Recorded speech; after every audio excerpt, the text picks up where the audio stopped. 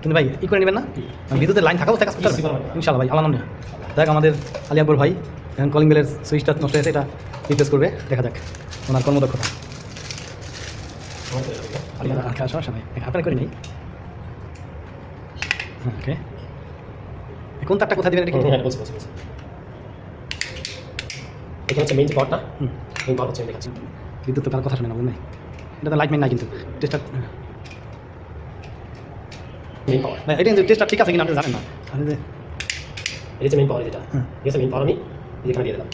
আচ্ছা আচ্ছা, এই যে টেস্টার, ও টেস্টার জ্বলে, গুড। আমি জানি না যে জ্বলে, গুড।